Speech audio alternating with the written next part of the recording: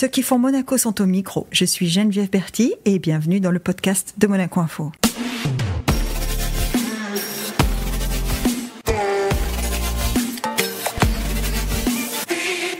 Notre invitée du jour est une entrepreneuse dans l'âme. Après 12 ans à Miami, où elle a fait ses études et ouvert son propre restaurant, elle est de retour en principauté, proche de sa famille. Du Monaco Women Forum, ou le prix Monte Carlo Femmes de l'année, jusqu'au festival de street art YouPaint, elle est plus que jamais une femme d'engagement et de challenge. Bonjour Valentina Coleman. Bonjour Geneviève. Welcome back, j'ai envie de dire. Merci. 12 ans de Miami. Alors, 12 ans de Miami, études comprises ? Oui, études comprises. Donc, je suis partie en 2012. Tu as passé ton bac au lycée Albert Ier ? J'ai passé mon bac au lycée Albert Ier en option internationale. J'ai fait le collège, toute ma scolarité à Monaco. Ouais. Et c'est quoi ? C'est le rêve américain quand tu pars à Miami ? C'est quoi qui te... Quelque part, oui. J'ai toujours voulu explorer les États-Unis depuis que j'avais 14-15 ans. Donc, l'option internationale du collège Charles III et du lycée Albert Ier m'a donné cette envie de découvrir ce pays.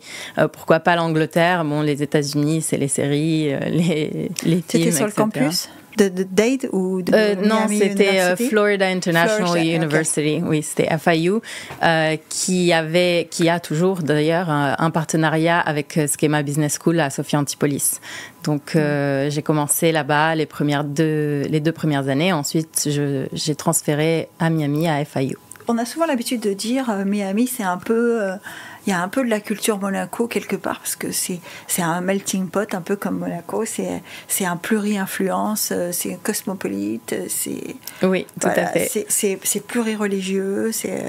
Miami, c'est un peu un gathering point pour des gens qui ont une culture de vie qui se ressemble sans avoir les mêmes origines. Oui, alors on peut vraiment tout trouver à Miami. C'est-à-dire que, à première vue, quand je suis arrivée, je pensais arriver aux États-Unis. En effet, c'est plus la capitale de l'Amérique latine, parce que tout le monde parle espagnol. Tout le monde parle espagnol. Hein. Vraiment, peut-être même plus que l'anglais.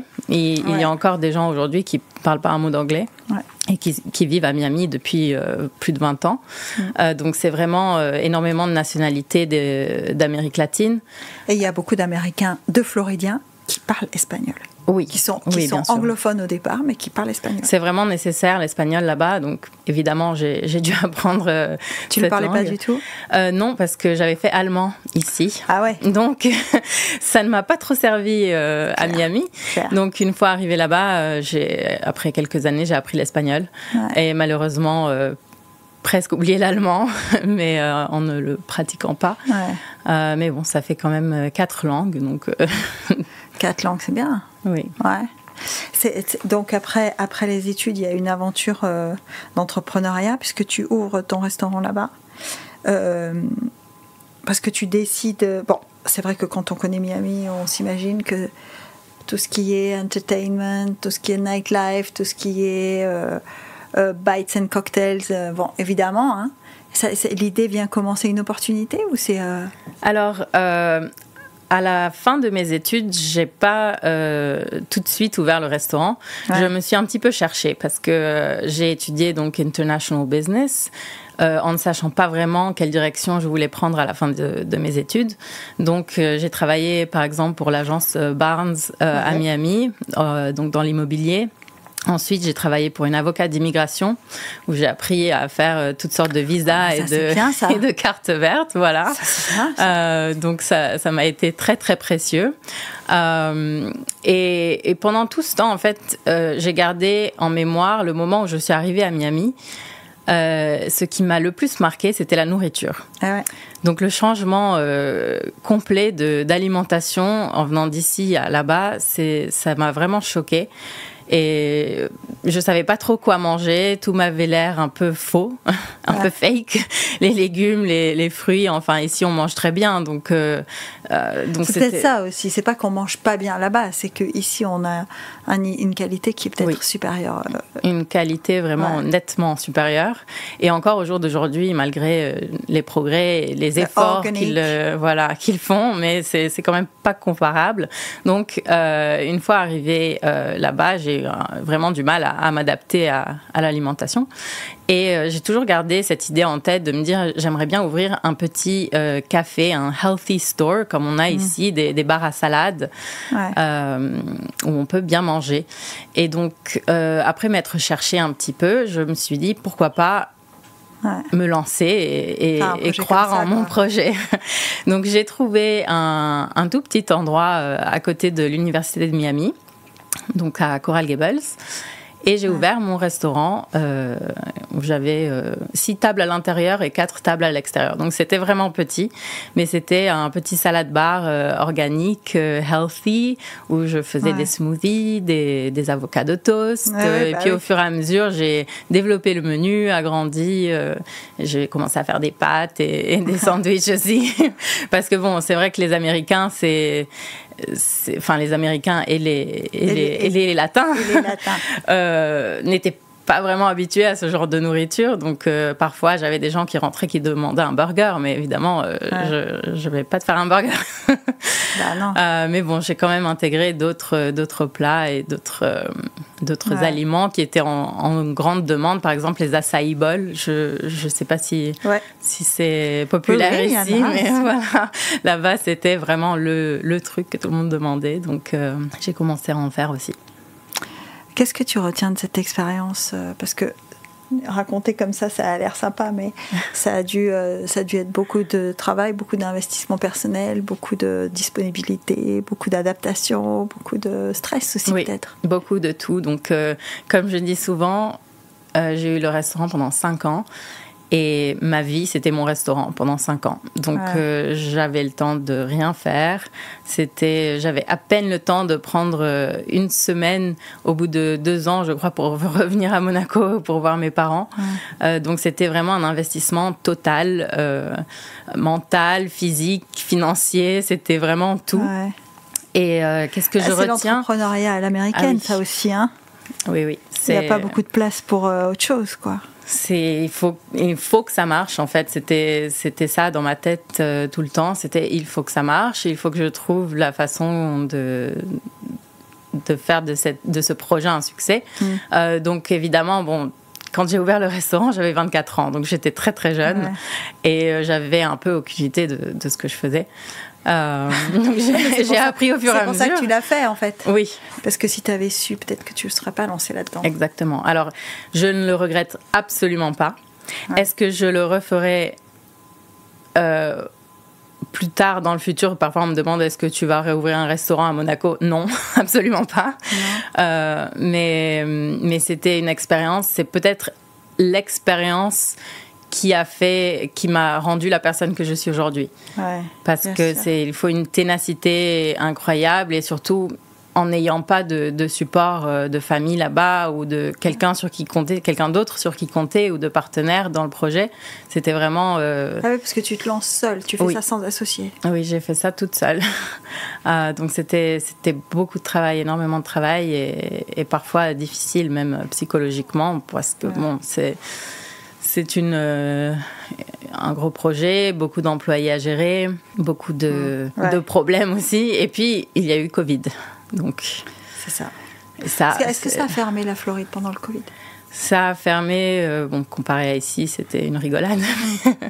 Mais oui, ça a fermé pendant 4 mois de confinement.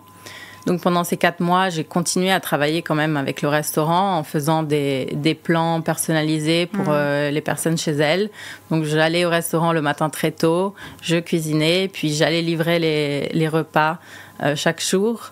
On faisait aussi des livraisons, donc c'était tout en étant fermé physiquement dans le restaurant, mais les gens pouvaient quand même commander. Et ensuite, au bout de 4 mois, ça a réouvert. Donc, c'était le masque. Non, je veux pas mettre le masque. Oui, je veux mettre le masque. C'était des grosses polémiques comme ça, mais ça n'a pas duré très longtemps. Le plus gros problème pour moi était d'être si loin de ma famille pendant 2 ans quasiment, sans pouvoir les voir.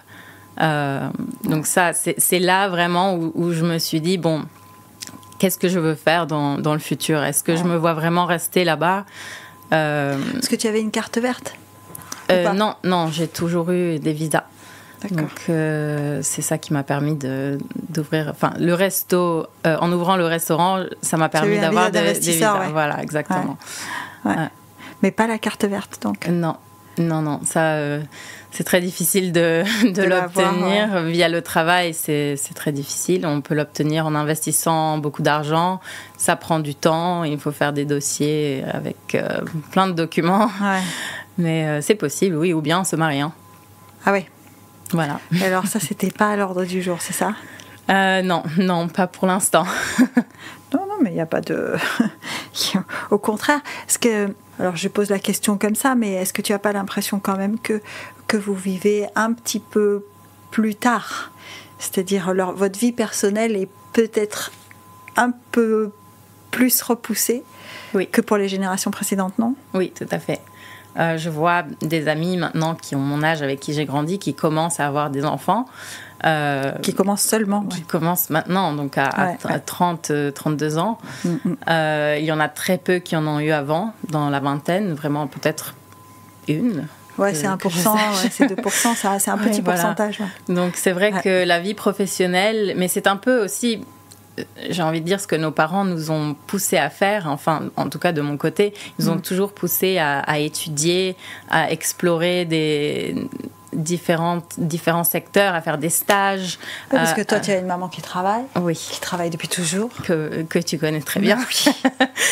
Oui. D'ailleurs, c'est elle, hein, on a parlé de Monaco Women Forum, de prix Monte Carlo Femme de l'année, de YouPaint. Oui. C'est elle, c'est pas que elle, hein, puisque dans la famille Coleman, dans la famille Coleman, on travaille en couple.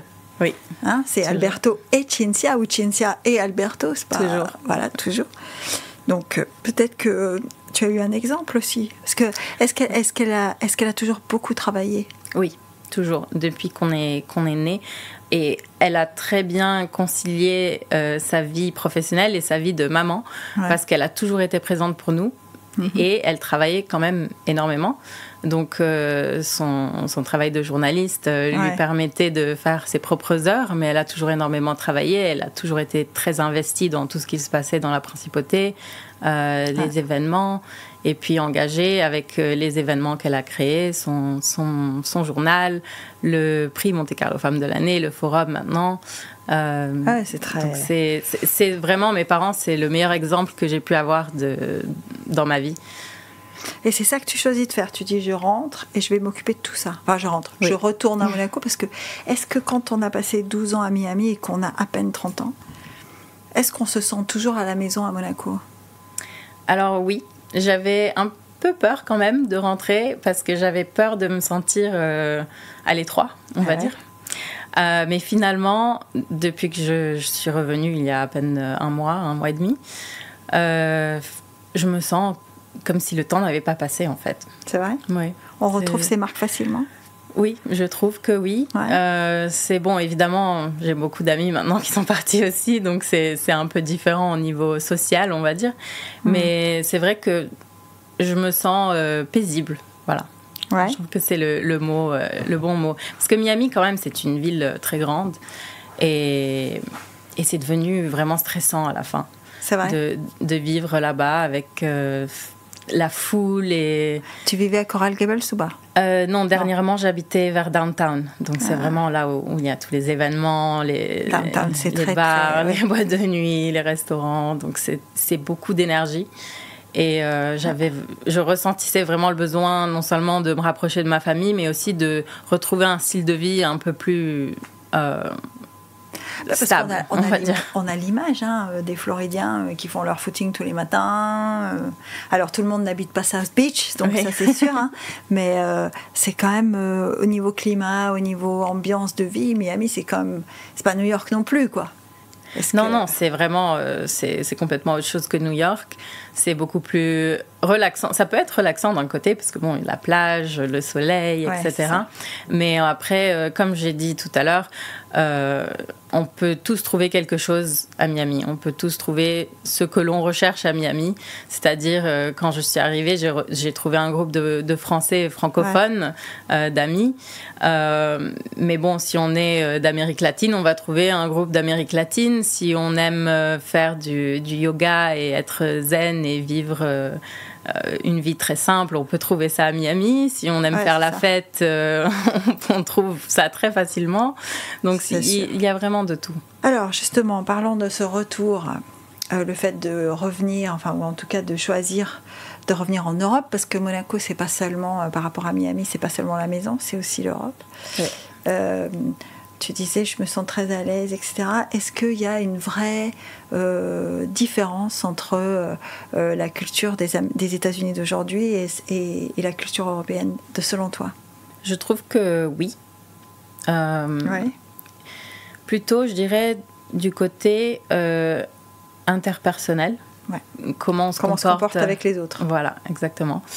C'est-à-dire qu'ici, une fois qu'un lien est créé, c'est un vrai lien. Enfin, si je rencontre quelqu'un, une amie ou n'importe qui, on va rester en contact, on va se voir de temps en temps, on se répond au téléphone, alors que là-bas, je dirais...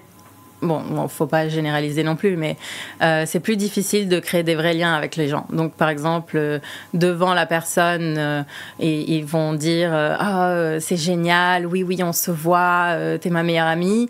Et puis ensuite, t'essaies de les appeler, ils répondent pas, ou bien ou bien ils disparaissent et puis ils réapparaissent 6 mois plus tard quand ils ont besoin de quelque chose. Donc, c'est assez commun. Ouais. Et c'est pour ça aussi peut-être que j'ai vu, de mon expérience, mais aussi de l'extérieur, que les Européens, en général, se retrouvent toujours entre eux. Se regroupent, ouais. C'est assez difficile de faire vraiment un lien avec les Américains. Ouais. Et donc, tu choisis de revenir. Est-ce qu'il n'y a pas aussi, quand on revient, 12 ans après, il n'y a pas aussi un travail à faire pour se réhabituer à sa famille ? Parce que tu disais, moi, j'ai été loin d'elle. Mais ça peut aussi être une habitude à reprendre, d'être avec sa famille. Oui, alors ça me fait un peu bizarre d'un côté parce que pendant 12 ans, mis à part les semaines où je venais rendre visite, on se voyait toujours sur FaceTime ou par vidéo, quoi. Une fois par jour. Maintenant, je peux aller les voir quand je veux. Mais du coup, parfois, je passe 3 jours sans les voir parce que justement, j'ai des choses à faire. Et donc, c'est un rythme à reprendre, une routine. C'est vrai que le premier mois, j'ai eu tellement de choses à faire que j'étais fatiguée, épuisée, mais je trouve qu'ici, c'est plus facile de trouver une routine que là-bas. Ouais. Alors, on a parlé des projets que tu vas reprendre en main. Les reprendre en main, c'est quoi ? C'est continuer ce qui a été fait jusqu'à présent ? Est-ce que toi, tu as des idées déjà de ce que tu veux en faire ? Oui, bien sûr, j'ai énormément d'idées. Alors, on va commencer par YouPaint peut-être, parce que c'est le plus facile. YouPaint, donc le festival de street art qu'on fait depuis 8 ans maintenant, qui vient de se terminer il y a quelques semaines. Cet événement-là, c'est vraiment l'événement de la famille Coleman. On s'est vraiment investi tous les 4. Je dirais, mon frère et moi, on a rejoint l'organisation. Ouais. Puis alors, être à Miami en matière de street art, c'est aussi... Voilà, donc c'était très inspirant. Voilà. Quand même beaucoup de choses qui se passent là-bas. Oui, donc le quartier de Wynwood est recouvert totalement Ils sont en train de construire de nouveaux immeubles et... Même avant de les avoir terminés à l'intérieur, il y a déjà des peintures sur les murs dehors. Donc, c'est vraiment... oui. Et du coup, j'ai pu voir des artistes qui ont peint là-bas, les rencontrer. Et donc, on verra si on arrive à les faire venir ici dans les prochaines années. Mais du coup, donc, YouPaint, c'est vraiment l'événement de la famille. Mon frère et moi, on a rejoint l'organisation en 2021. Donc mon frère qui est entre ici et la Grèce, lui aussi a fait ça à distance pendant plusieurs années, comme moi de Miami. Mais c'est sûr qu'en étant à distance, c'est assez difficile d'apporter vraiment un changement, un nouveau souffle. Voilà. Donc, c'est pour ça aussi que j'ai décidé de revenir pour vraiment m'investir à 100% et reprendre le travail que mes parents ont si bien fait pendant toutes ces années. Il y a une vraie perspective pour YouPaint. C'est un événement qui peut encore se développer. Oui, bien sûr. On a donc nos 10 ans en 2026. Le but, c'est de faire un énorme YouPaint et d'essayer d'inviter un maximum d'artistes qui ont participé les 10 dernières années. Donc, c'est énormément de travail. C'est pour ça qu'on s'y prend à l'avance. On a énormément d'artistes qui sont partants. En général, je dirais que 99% des artistes qui ont participé pendant ces 8 années aimeraient revenir. Ouais, bien sûr. Donc, c'est parce que, Monaco, c'est quand même un cadre incroyable pour eux. C'est pas du tout un endroit où un artiste de street art pourrait venir peindre. Donc, c'est une opportunité unique pour eux. Et puis, dans le futur, continuer sur cette même direction. Et chaque année, on apprend un peu de ce qu'on fait, de nos erreurs aussi. Donc, on essaye d'ajuster le concept et de le modifier en fonction du retour qu'on voit des gens, pas seulement du public qui vient, mais aussi des collectionneurs. On est beaucoup à l'écoute de ce que les gens nous disent. Voilà. Ah, c'est sûr. Est-ce que quand tu étais à distance, est-ce que tu peux dire que Monaco était quand même positionné sur la carte pour les gens avec qui tu pouvais interagir aux États-Unis ou pas ? Alors, de mon entourage, oui, bien sûr, parce que, comme j'ai dit, beaucoup étaient européens, français, italiens, espagnols, donc les gens connaissent Monaco. Pour les gens, les locaux, on va dire, la seule chose qu'ils connaissaient de Monaco, c'était le Grand Prix, évidemment. Mais sinon, oui, enfin, c'était assez récurrent de parler de Monaco et de ce qui se faisait. Donc tu dirais que quand tu parles de ces artistes, tu dirais quand même qu'ils ont une idée d'où ils iraient si tu les invitais à Monaco. Oui, bien sûr. Les artistes connaissent bien Monaco et sont toujours ravis de pouvoir participer. D'ailleurs, cette année, j'ai une petite anecdote marrante. Il y a une artiste qui s'appelle Alex, qui est canadienne, québécoise. Et je l'ai trouvée sur Instagram parce qu'elle a explosé sur Instagram. Elle a plus d'1 million de followers. Et donc, quand je l'ai contactée, je lui ai envoyé un message sur Instagram et en lui disant, voilà, j'aimerais t'inviter à YouPaint. YouPaint, c'est à Monaco. Je lui explique l'événement. Et quand je l'ai rencontrée ici, on discutait de ça. Elle m'a dit, tu sais, quand j'ai lu ton message, je croyais que c'était un scam. Parce que c'était trop beau pour être vrai. Tu parlais de Monaco, du Prince, de la fondation du Prince. Et j'étais pas sûre si c'était vrai jusqu'à ce qu'on ait notre appel et que je te vois et que je vois que tu étais réel. Parce que les réseaux sociaux, c'est une grosse plateforme. C'est une agora, presque. C'est un endroit où on se retrouve. Mais c'est aussi un endroit où il y a plein de choses qui sont pas vraies. Oui, c'est malheureux. Parce que ça arrive trop souvent. Tu arrives de Miami, qui est quand même la ville des influenceurs, entre autres. Et parfois, on a l'impression que Miami, c'est pas ce qu'on voit sur les réseaux sociaux. Est-ce que tu dirais que ce qu'on voit de Monaco sur les réseaux sociaux, c'est ce que c'est ou pas ? Je pense qu'il y a deux côtés dans les deux cas. C'est-à-dire, sur les réseaux sociaux, on voit certaines choses qui sont vraies.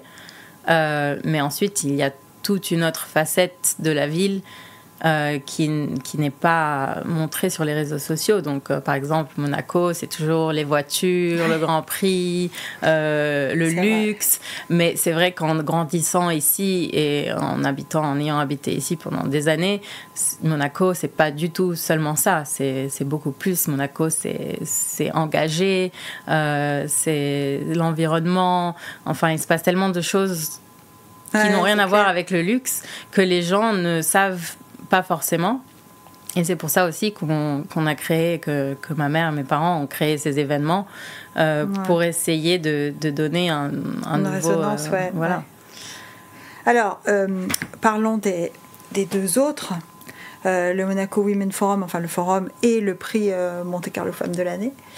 Est-ce que toi, ta génération, ton éducation, on a parlé tout à l'heure des mamans qui travaillent, est-ce que tu es sensible, tu penses que votre génération est sensible à l'approche homme-femme? Tu penses que c'est un sujet plus important pour vous que ce que ça l'a été pour nous? Parce qu'on est les générations qui sont passées, on a vécu un certain machisme, on a vécu un certain... alors, j'allais pas dire inégalité, parce que je pense que l'égalité, c'est encore pas tout à fait gagné. Mais on a vécu une situation où il y avait une différence entre les hommes et les femmes, elle était évidente. Est-ce que tu penses que ça a changé? Est-ce que tu penses que pour vos générations, c'est plus facile? Ou pas? Alors, je dirais pas que c'est plus facile, je dirais que c'est différent. C'est-à-dire qu'on a eu la chance d'avoir la génération de nos parents qui se sont battus, justement, qui ont voulu marquer leur place.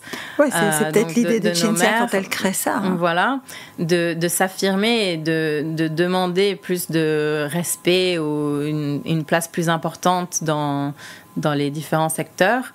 Nous, on a la chance de venir après ça. Donc, on va dire que c'est pas forcément plus facile, mais on doit continuer à s'affirmer de la même façon. Donc, on a acquis le travail de la génération précédente et maintenant, c'est à nous de le continuer. Donc, par exemple, le forum, il s'appelle le Monaco Women Forum, mais c'est pas seulement un forum pour les femmes, c'est ce qu'on dit toujours. On invite aussi des hommes à parler au forum, donc c'est pour montrer que les femmes font des choses extraordinaires dans leurs différents milieux. Le forum, c'est plutôt axé sur la technologie, cybersécurité, la finance, des sujets plus scientifiques, on va dire. Mais enfin, c'est vraiment pour mettre en avant la femme, mais pour montrer que la femme, c'est pas une bataille, c'est pas une guerre qu'on veut faire contre les hommes, mais plutôt montrer que voilà, on est en symbiose. Ouais. Enfin, on est utile chacun à sa façon à la composition de la société. Voilà.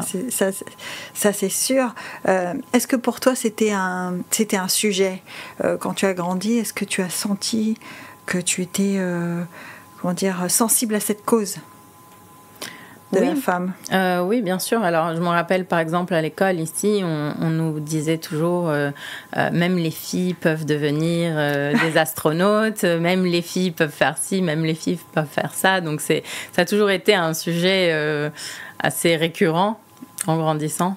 De discussion, de réflexion. Oui. Et puis, pas seulement, tu es une fille, donc tu dois te marier et avoir des enfants. C'était surtout la chose qu'on nous répétait, enfin, pas qu'on nous répétait, mais qui revenait assez souvent. C'était, tu peux faire autre chose que ça. Parce qu'on a l'impression, alors peut-être que je me trompe, je sais pas. Moi, j'ai quand même l'impression qu'il y a aussi une différence entre la société américaine et la société européenne sur ce sujet. Comment est la place de la femme aux États-Unis? Alors, je ne peux pas parler des États-Unis à part entière. Oui, de la Floride, alors parce qu'à Miami, encore une fois, c'est très latin. Et donc, les latins, c'est vrai que c'est très traditionnel encore. Ouais. Les gens se marient assez tôt et ont des enfants assez tôt. Donc, par exemple, toutes les filles que je connaissais de l'université qui ont plus ou moins mon âge sont toutes mariées et ont au moins 2 enfants déjà. Oui, c'est vraiment différent d'ici, je trouve. Donc, comme on disait tout à l'heure, maintenant, dans la trentaine, les gens commencent à avoir des enfants. Là-bas, c'est vraiment après l'université, je me marie et j'ai mon premier enfant à 23, 24, 25 ans. Donc, c'est une vie de famille vraiment beaucoup plus... qui commence beaucoup plus vite. Ouais. Et puis, très souvent, les mères arrêtent de travailler pour justement se consacrer aux enfants. Donc, c'est vraiment encore traditionnel comme l'ont été nos grands-mères ou nos mamans. Ah ouais, encore. Oui. Encore. En tout cas, la Floride, quoi. En tout cas, la Floride, oui. On dit de la Floride que c'est un État très traditionnaliste, d'ailleurs, très conservateur. Oui.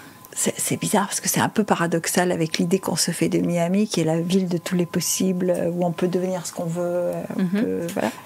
Est-ce qu'à un moment donné, ça a pesé dans la balance aussi pour toi, le fait que ce soit si traditionnel, si conservateur? Pas vraiment. Enfin, d'un côté global, on va dire, de se dire j'habite dans un endroit qui est comme ça, où il y a toujours le risque qu'ils mettent qu'ils installent des lois ou qu'ils mettent des limites dans ça fait partie la des liberté qui ont femmes restreint et l'accès des gens. à l'avortement, notamment. Voilà, exactement. Donc ça m'a fait réfléchir, effectivement. Mais après, comme tu as dit, on peut un peu faire ce qu'on veut à Miami. Ouais. Mais c'est quand même qu'à Miami, parce que Miami, c'est une bulle à part de la Floride. Ouais, c'est une poche dans la Floride. Oui. Parce que, évidemment, j'imagine que quand on réfléchit à s'installer, à fonder une famille, vraiment, voilà, il y a des éléments qui comptent sur le statut de la femme, sur sa position dans la société. Les gens qui vivent à Monaco te diront, à Monaco, sociétalement, on n'est pas non plus... voilà. Est-ce qu'il y a quand même un confort différent ? Je dirais que c'est un confort... Je vais dire anonymat, parce que je n'ai pas d'autres mots. C'est-à-dire que Monaco, c'est quand même un grand village, donc tout le monde se connaît. C'est très facile de se croiser dans la rue. Et puis, pour faire vraiment ce qu'on veut, c'est compliqué. Ouais. Voilà, même si je ne te connais pas, je connais quelqu'un qui te connaît. Donc, c'est ça. Ouais. C'est petit à petit, tout se sait. Alors que là-bas, c'est une grande ville, donc on fait ce qu'on veut, quoi. Bah ouais. L'anonymat, c'est quand même important pour l'équilibre ou pas ? Parce que moi, je me souviens, quand j'ai quitté Monaco pour mes études, j'avais envie d'être personne. Oui. Au bout d'un moment, je me suis dit qu'être personne, c'était moins pratique. Oui.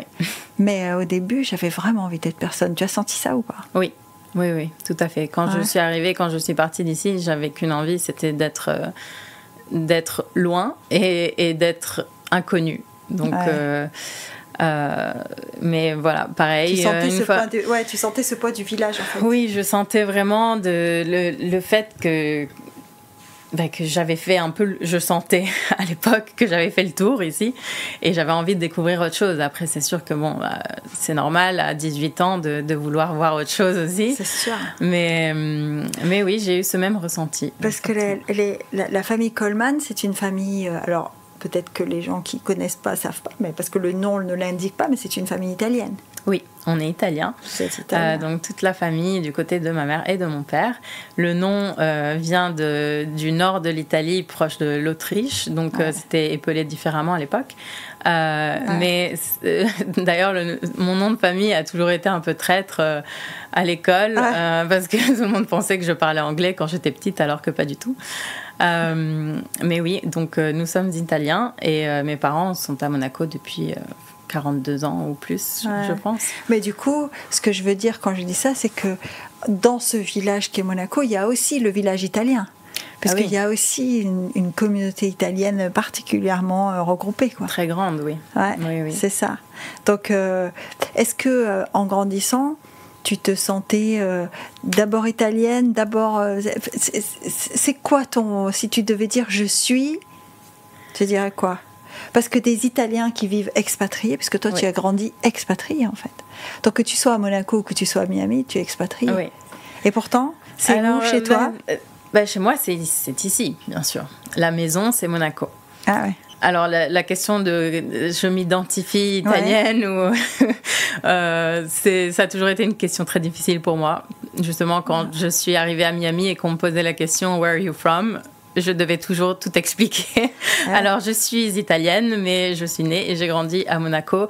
Oh, so you're French? Ben non, je suis pas française. J'ai rien de français, en fait, juste la langue. Mais... Tu as fait tes études en français, oui, puisque tu as fait lycée Albert Ier et collège. Oui, tu as fait en français, français-anglais. Oui, j'ai fait l'option internationale, donc c'est grâce à ça que j'ai appris l'anglais couramment. Et d'ailleurs, je pense que l'école ici, c'est le meilleur système scolaire d'Europe, peut-être. Parce que c'est vrai que à l'issue du lycée, je parlais 4 langues couramment. L'allemand, l'anglais, le français et l'italien. Bon, l'italien, c'est grâce à la famille, mais quand même, la plupart de nous parlaient 3 langues couramment à l'issue du lycée. Donc à la maison, vous parlez italien? Oui. On parle italien. Sauf avec mon frère, quand on s'énerve, on parle français. C'est vrai? Oui. Oui, c'est un peu plus agressif, le français, je trouve. Oui, parce que tu sais, on dit toujours qu'on n'est pas la même personne dans toutes les langues. Oui. Est-ce que tu trouves que c'est vrai? Oui, pour moi, il y a peut-être une différence entre quand je parle anglais et quand je parle français ou italien. Ouais. Ouais. Donc tu dirais français et italien, tu les mets à peu près de la même... Oui. Oui, c'est mes langues maternelles. C'est tes langues fluent, quoi. C'est vraiment tes langues... c'est d'ailleurs incroyable, avec 2 parents italiens tous les deux, d'avoir 2 langues maternelles, quoi, en fait. Et oui, parce qu'à 3 ans, quand je suis allée à l'école ici, c'était que du français. Donc, Et tu parlais déjà français petite ou pas? Non. Donc j'ai appris à la maternelle. À la maternelle, oui. Est-ce que tu as un souvenir de difficulté, de curiosité ou pas? Est-ce que...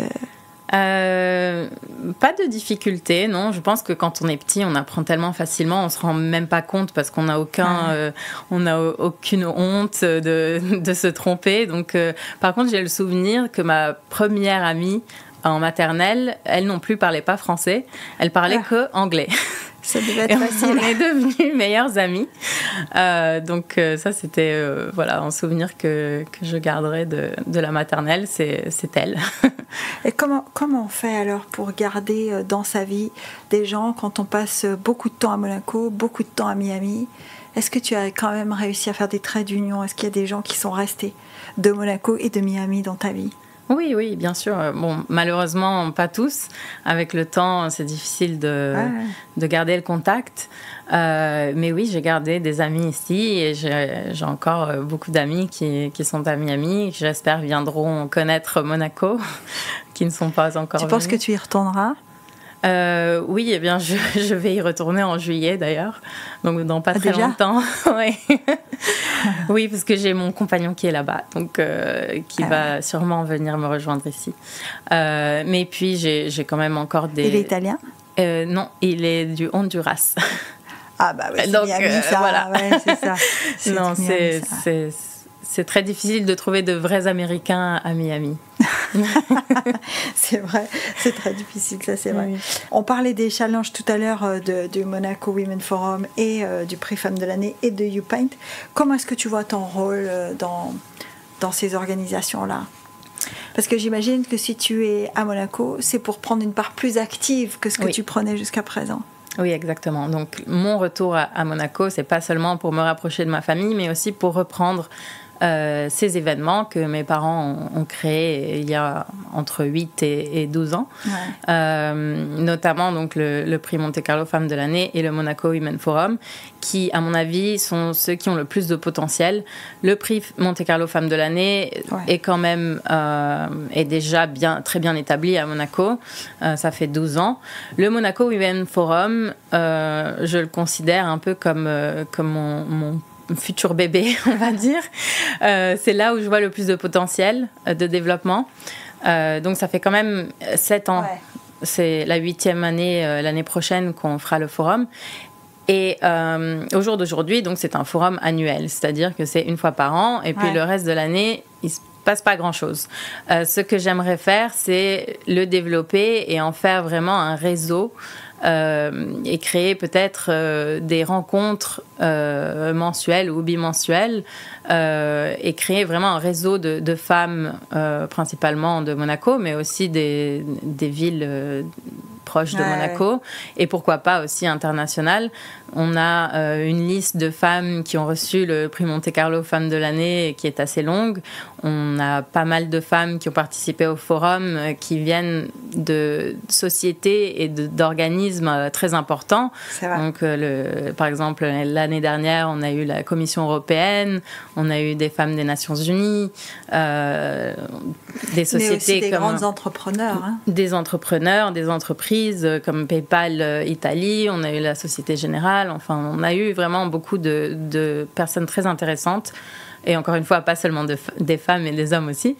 Donc, je pense que grâce à leur aide et à l'aide du comité du prix Monte Carlo Femme de l'année, qui est aussi composé de personnalités importantes de Monaco et à l'international, pouvoir créer un réseau et faire passer le message à des personnes qui pourraient être intéressées à networker, voilà. Oui, parce que c'est important aujourd'hui. Le network aujourd'hui, enfin ce qu'on dit en anglais le network, mais le réseau, ça devient vraiment très important, parce que là tu parlais de tes amis d'université, etc. Forcément, ça fait des points d'entrée dans des cercles qui sont peut-être pas les tiens, quoi. Donc la force du networking aujourd'hui, c'est aussi primordial, non ? Oui. absolument. Ouais. Et c'est pas seulement parce qu'on pourrait dire, aujourd'hui, on a les réseaux sociaux, tout est en ligne, on peut s'envoyer des emails, on peut faire des zooms, etc. Mais c'est vrai que l'aspect personnel, humain c'est très différent. Et c'est comme ça dit-elle alors qu'elle a vu ses parents sur FaceTime pendant 2 ans. Oui, voilà. C'est très différent, justement. C'est pas le même lien. Alors justement, qu'est-ce qui fait que c'est différent? Parce que tu dis c'est très différent, mais tu as parlé à ta maman tous les jours pendant 2 ans. Oui. Et pourtant, tu me dis que c'est différent. On n'échange pas la même chose? Non, pas du tout. Parce que quand on est devant un téléphone ou un ordinateur, l'appel commence, il dure 1 minute, 5 minutes, un quart d'heure et il termine. Et ensuite, c'est fini. Ouais. On n'a plus de contact. Alors, on peut dire oui, mais quand on rencontre quelqu'un physiquement, c'est pareil, ça commence et ça termine. Mais il y a un aspect, peut-être le langage corporel aussi, comment on bouge, alors que quand on est sur une vidéo, on voit juste le visage. C'est peut-être des moments où on se parle pas aussi, ouais. Voilà, on se parle pas, on peut se toucher, on s'observe, enfin c'est différent, ouais. Ouais, donc tu me dirais, toi tu es partisane quand même, parce qu'on parlait de ce forum, tu es quand même partisane d'un forum en présence, hein? Oui, bien sûr. Pas un forum... Non, c'est en présence principalement. Évidemment, on doit toujours avoir une présence en ligne aussi. Ouais. D'ailleurs, cette année, j'aimerais bien installer aussi un live du forum. Via notre site internet. Donc ça, c'est aussi une des choses que je compte implémenter. Aussi, le fait que ce soit juste une fois par an, je trouve que c'est pas assez. Il faut que... C'est des sujets tellement vastes, en fait, et même que le forum ne dure qu'une après-midi. On a des gens tellement intéressants qu'il faudrait qu'il dure une journée ou même voire sur 2 jours pour créer vraiment de vraies séances où même le public puisse interagir avec ces personnes, parce que ce qu'on a vu ces 2 dernières années, c'est qu'à la fin du forum, le public vient vers la scène et veut poser des questions, plus de questions que ce qu'ils n'ont déjà posé pendant le forum. Ils veulent vraiment avoir une relation, voilà.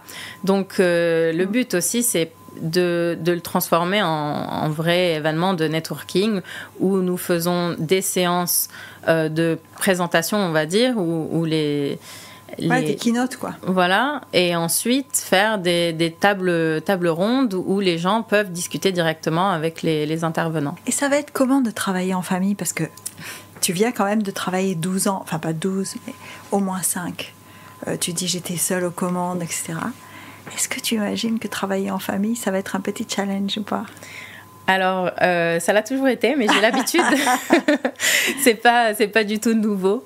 Parce que, comme je l'ai dit, ça fait quelques années quand même qu'on aide avec YouPaint, avec mon frère.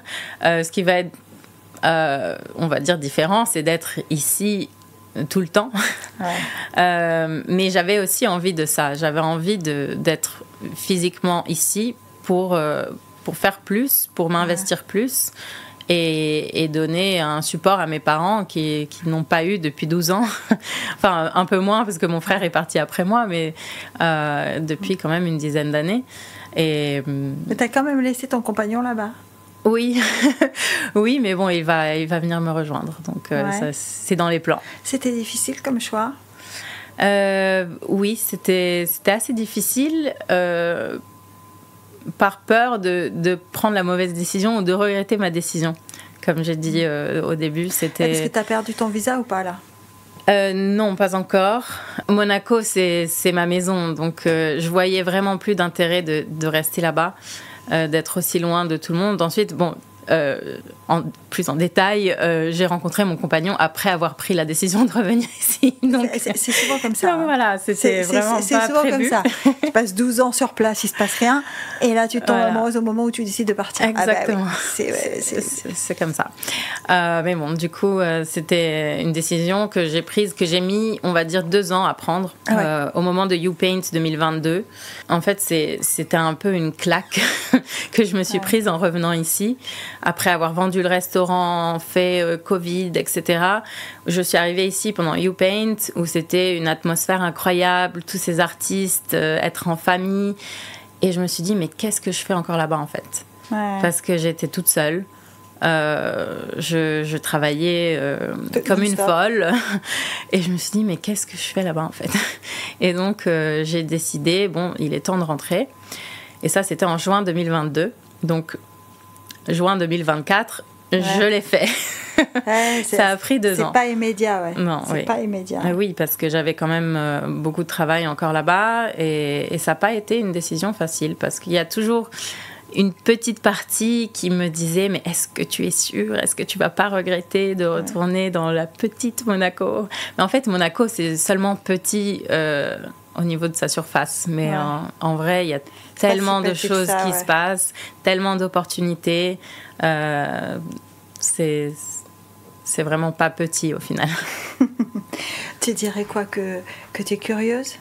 Ta nature, c'est ça? Oui, très curieuse, oui. C'est pour ça que j'ai fait tellement de choses différentes, je pense, de l'univers artistique de YouPaint à la restauration, à l'immigration, à l'immobilier.